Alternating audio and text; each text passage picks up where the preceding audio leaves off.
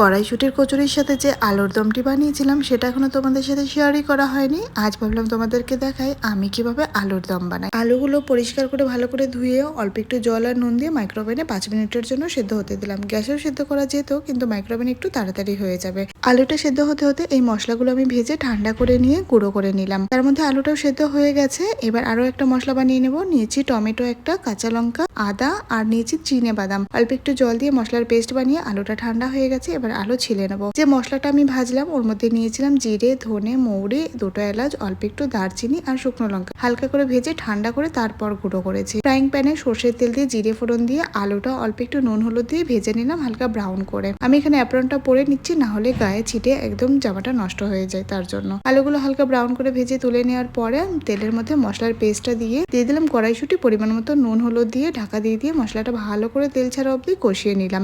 এবার দিয়ে দেবো আগে থেকে ভেজে রাখা আলু আর যে ভাজা মশলাটা গুঁড়ো করে রেখেছিলাম সেটা 2 চামচ মতো দিয়ে ভালো করে আবারও একটুখানি কষিয়ে নেব। তারপর টেস্টটা ব্যালেন্স করার জন্য দিলাম অল্প একটু চিনি আর স্বাদটা আরেকটু ভালো আসার জন্য কাসুরি মেথি 1 চামচ মতো দিয়েছি। তোমাদের কাসুরি মেথির ফ্লেভার ভালো না লাগলে নাও দিতে পারো, আমাদের ভালো লাগে তাই আমি দিলাম। এবার পরিমাণ মতো ঝোল দিয়ে ঢাকা দিয়ে দিয়েছিলাম 3-4 মিনিটের মতো। ঢাকা হালকা করে 1 চামচ মতো ঘি দিয়ে দিলাম। ব্যাস নামিয়ে নিলাম। রেডি আমাদের আলুর দম। আলুর দমের রেসিপিটি তোমাদের কেমন লাগলো কমেন্টে জানিও। ভালো লাগলে একটা লাইক দিয়ে দিও। আর যারা আমাকে এখনো ফলো করোনি, ফলো করে আমার সাথে থেকো।